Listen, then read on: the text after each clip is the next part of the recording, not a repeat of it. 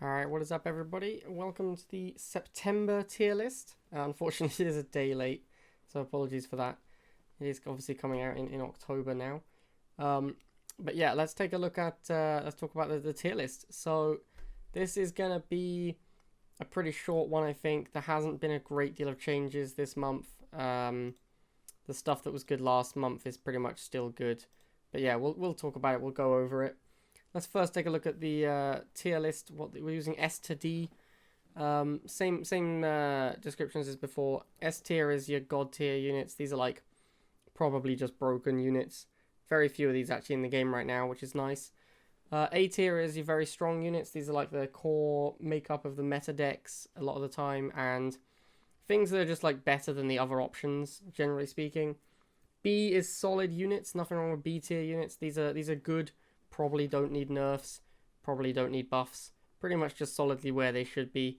I think in a perfectly balanced game, basically everything would be sitting in B tier. C tier is playable, but I don't think they're great. So these are things that, like, if you put them in your deck, you're not necessarily wrong, but I'm not a big fan of them right now. I think they're either weak to the meta game or just not a great unit right now. And D is probably shouldn't be playing this. There's almost certainly a better option. Yeah, so like, I generally think you shouldn't really have D tier units in your deck. Obviously, people do, and you'll see them reasonably often still, but I think it's usually just a better option most of the time. Alright, let's start with the commanders. So here's the old commander list, and here is the new commander list. So not a lot of changes. I've reduced the size of Strongarm, Oksana, and Seth, because I think they're all occupying A tier right now. I think Seth and Oksana have been basically the king and queen of Nod commanders for a very long time now. Pretty much everyone just plays Seth or Oksana. Kane obviously lives and is great. Love Kane to pieces, but he is still a bit of a meme. People don't really play him in their serious decks. They only play him when they want to play Kane or when their deck is a little weird. And Jade, I mean, I keep hoping for the day when I play against a Jade player and Jade will be really high impact and I'll be blown away by how powerful Jade is. But so far, if it doesn't base kill, it doesn't do anything. And it's been like 3 seasons in a row now where I've never had an opponent play a good Catalyst missile against me. And I'm playing at the top of the ladder as well. It's not like I'm just playing against terrible Jade players constantly. I'm playing at the top of the ladder. I play against Jade players every day. And the Jade missile has never been good unless it's a base kill. That's literally the only time it ever does anything. So it's really hard for me to put it anywhere but D tier. No one plays it in tournaments either. You literally never see Jade in tournaments. You used to see Jade as a counter in tournaments, just like people trying to play tech. You just never see Jade in tournaments anymore. Like absolutely zero Jades. I've moved Strongarm up to A tier. The APC deck, I think, is the best GDI deck right now. Either that or the Reb Solomon. I think the APC deck is the better one, though. And I think Strongarm is the best commander in that deck. So really, Strongarm is in A specifically because of that. Just because I think the APC deck is everywhere, and Strongarm is the best commander for it. So this is really like a meta thing that Strongarm's into A tier. Jackson's still decent. You don't see him as often. He only plays in specific decks. But yeah, he's solid, so he's in B. I've moved Solomon down to C. I think that there are some good Solomon decks out there, but I don't think Solomon is really what makes them good. Like, I think they're usually good, cheap, aggressive decks that just happen to play Solomon for a powerful iron cannon near the end of missiles. But usually the Solomon still isn't even that powerful. So it's hard to say though, because like those decks would not function as well without Solomon. I'm not saying that Solomon is useless, that's why he's in C. And yeah, those decks are good, and Solomon is kind of an important part of them. But you don't really want to put Solomon in other decks. Like, you just want to play him in specific decks. He doesn't really, hang out across the meta game. You mostly see Solomon in lower tiers where he's used in tech mirrors, because people play tech mirrors. And the only thing that matters is tech units, and then blowing up an opponent's tech unit with your commander power is better than having a commander power that doesn't interact with tech units. So that's not what this tier list is about. This tier list is based on the competitive metagame, so that's not really relevant, even though you might see Solomon a lot in like Masters and below. but that's not really relevant to this tier list. Okay, so moving on, let's take a look at the nod units. So here are the previous nod rankings, and here is the current nod rankings. So obviously, as I said, not a lot of changes here. We haven't had a patch. There hasn't really been a great deal of updates. The Fnatic Stank deck is still super popular at the top of the ladder with Fnatic, Stank, and Shade. In fact, the deck is Fnatic's Wheels, Bikes, Shade, Stealth Tank, and lasers. So it's all A and S tier units except lasers, and honestly the deck only makes lasers when it absolutely has to. Like, the deck really wants to just make Fanatics and Stealth Tanks with the occasional Bike and Wheel thrown in. So yeah, it makes sense that it's still a powerful deck. It's just got a lot of the best units in the game in it. So I've moved Buggy up to A. I'm not 100% on this one, but I do actually think that in the current metagame, Buggy is almost the best it's ever been, except when it was super broken in beta. Buggy has been really impressive lately. I've been seeing it crop up more and more in multiple different decks, and it's just not getting as punished as hard as it used to. I think a large part of why it's so much better now might be the bike vehicle damage nerf. Buggies now take 7 bike missiles. I don't know if it used to be 6. I think it did though, and like, it's a big difference because now the Buggy survives an extra volley effectively. So yeah, Buggy is like the best it's ever been. It's been really impressive lately. Buggy compared with Scorpion Tank to punish Pitbulls is a really powerful combo. So yeah, I think Buggy just about earns its spot in A tier this month. But it's definitely a slippery slope for Buggy. If tanks start making their way back into the metagame, then Buggy will disappear again quickly. I think it's largely Shade keeping tanks away. So if Shade gets a nerf, I think tanks come back more, and then Buggy disappears again. And next, Catship is now in A. There was some debate on whether this should be an S tier unit. The last big tournament we had, which was Crazy Psychopaths tournament, or Pray to Pyro as he's also known. The last, 4 rounds or so, or from quarterfinals onwards, I should say, everyone was just playing Catship decks. Everyone was playing these triple nod mirror decks, and Catship was a critical part of those decks.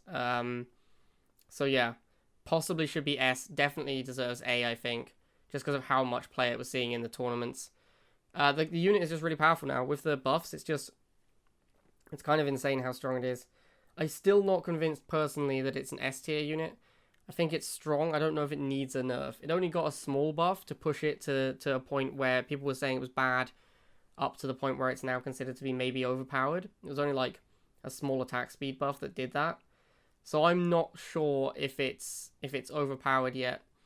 As I've said many times with the Catship, if we were in a heavy infantry meta, if Flames and Shocks were the most popular units in the game, then this Catship would be absolutely insane, because it annihilates them super hard. So, yeah, Nod has a lot of good anti-infantry options right now. The biggest problem for Nod is their anti-air is a little lackluster. Bikes are in almost every deck. Bike or Buggy is in almost every deck, because you have to have something that can kill air early game, and Nod just doesn't have that many options.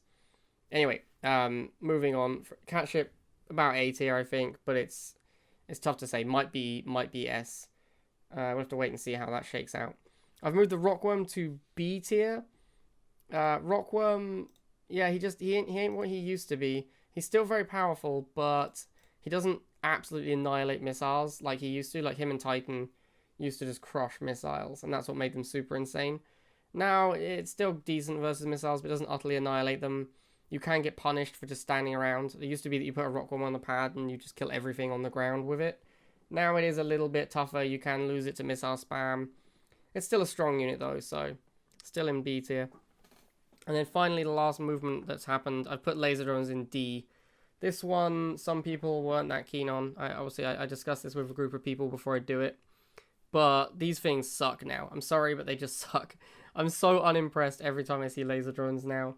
It used to be that laser drones were incredibly annoying because people would just make a million laser drones against you, and if you were GDI, you didn't care because Pitbulls beat them so easily. But if you were Nod, it was such a trial to beat them. You basically had to have Phantom or lasers. Usually you had to have lasers in your deck to stand a chance against early laser drones, and your opponent could just make infinite of them. Because they cost 20, you can't lose laser drones quickly enough to not have money on one harvester. So your opponent would just spam them forever, and it was really annoying. Now, when people make them, I'm just not scared ever. Like, they're just not scary. I can beat them with bikes pretty easily now. Yeah, they're just... I think they're kind of bad. So I put them in D. I think they used to be like... They used to be like D versus GDI and S versus Nod. And now they're like B versus Nod at best, probably C, and D versus GDI. So I'm pretty happy putting them in D. I think they're trash now. All right, let's take a look at GDI. So this is the old GDI rankings, and here is new GDI. Again, not a lot of movement here. As you can see, the main movement, we've got the Orca and the Jump Jets have moved into A tier. This is also largely on the back of the two most popular decks in the metagame, which is the APC deck that plays Drone and Orca, and the Solomon deck that plays Jump Jet, Troopers, Talon, and Orca. So in fact, if you look at those decks, the APC deck is Rifle, Missile, Pitbull, APC, Drone, Orca, and the Reb deck is Dog, Rifle, Missile, Dog, Rifle, Jump Jet, Drone, Talon, Pitbull. So those two decks are basically all just the A tier units. It's just two different decks built of A tier units effectively. So that's pretty much why all these units are in A tier right now. Those are the two most popular decks. They're the two decks doing the best, and they're just full of the best GDI has to offer. I've moved the Razorback to B. I think Razorback is fine now, which is exactly where it belongs in B. I think it is often worse than Drone Swarm. A lot of decks are just playing Drone Swarm instead of Razorbacks now. And those two units compete so heavily for the same spot that you're really always just going to play... You're almost always just going to play whichever one is better. Like, there should be some concession to, oh, do I want a cheaper unit, so I'm going to play Drone Storm, or a more expensive unit, so I'm going to play Razorback. But at the moment, it's kind of like everyone's just playing Drone Swarm.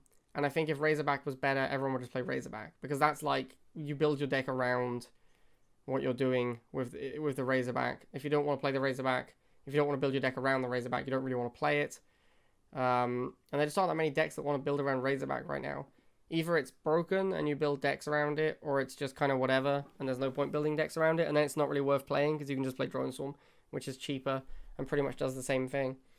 So yeah, Razorback's in B. I do think the unit is fine, but it probably needs a little buff, honestly. I think it's like a B-. The fact that it dies in one volley to Phantoms and doesn't do that well against missiles and lasers anymore, yeah, I think it's not great.